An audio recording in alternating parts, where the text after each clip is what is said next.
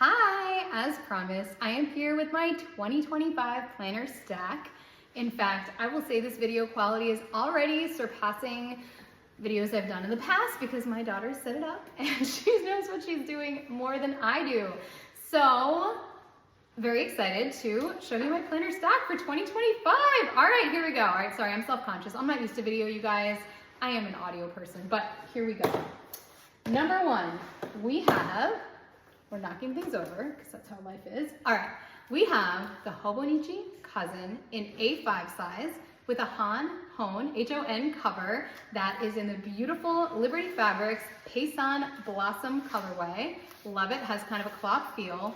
This is my everyday carry / source of truth, my master calendar, the schedule I know I can trust. Anything that goes in here is definitely planned on happening. I mean, obviously things do change, I have to cross things out, but this is kind of where the magic happens. And I am using it as I have in the past, where the annual section, I have an illness log for our family on this part, kind of a health log as well, put appointments, when kids get sick, etc.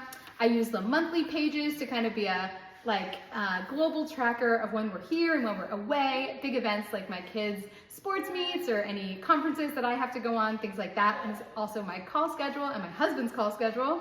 The weeks are where I really have my master calendar in there. And I've shared a bit how I do my weekly planning, but I also put our dinners for the week, my kids' activities, and I kind of slot my workouts along the bottom.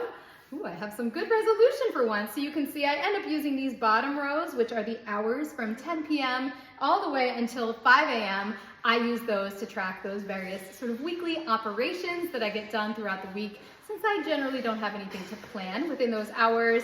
And then the daily pages are going to be my kind of bullet journal style checklist / calendar that I use every single day.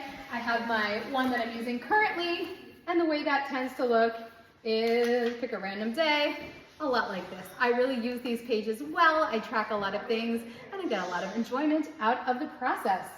All right, number two is, oh, and by the way, I did feel like this needed something to close it in my bag. So I purchased these little bloom kind of elastics to go over it, just so when I put it in my bag, I can have something that closes it. They were very inexpensive, like 3 for $10. And I think the gold definitely complements the color here. All right, number two, I have my Hobonichi weeks for 2025, which I am using for my list of everything, like my yearly goals, my seasonal goals, random one-off lists that come up, like restaurants we want to try or things we want to do. I'm experimenting by putting that in the weeks this year.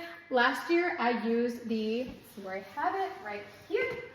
I used the cloth and paper disc bound, but you can see this book is beautiful, but also kind of large. So it didn't really go with me everywhere, and I felt like that to some extent made me not use it as much as I would if I had something really, really compact. So you can see we're going much smaller for 2025, but there's a ton of space in this. I do have the mega edition, so I think this will work out really well. We next have one more Hobonichi product, the Hobonichi 5-year journal, which goes from 2021 to 2025. I have made great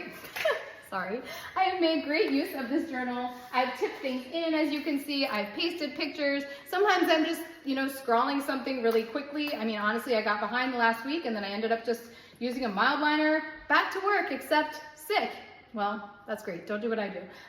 Yeah, so this is a great book that I have and am going to cherish. And I don't always keep my planners, but I'm absolutely planning on keeping this book for the foreseeable future. And this will be my last year using it. You can see it does get a little bit kind of thicker when you add stuff in, but I'm not really big on stickers and things like that. So it's still workable for me.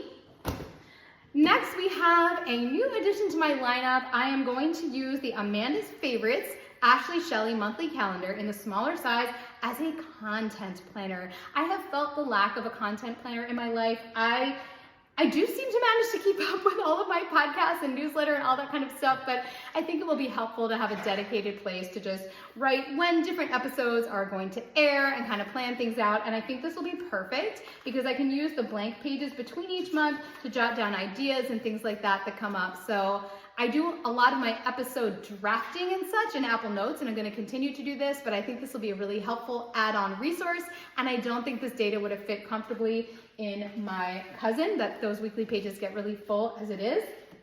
And then finally, I am going to use my own Best Laid Plans live workbook to just be my annual planning guide. As you can see, it already has lots of things written in it, but there's plenty of spaces that I need to fill out. This is really the same as the BLP at Home workbook, just with different theming. We went very beachy for Best Laid Plans Live, and Best Laid Plans Home is very cozy.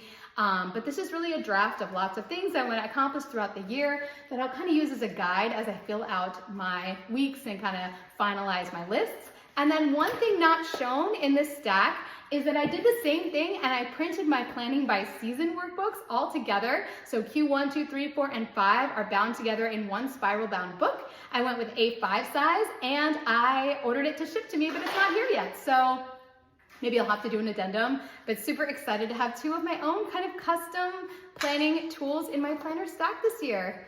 All right, well, this has been fun.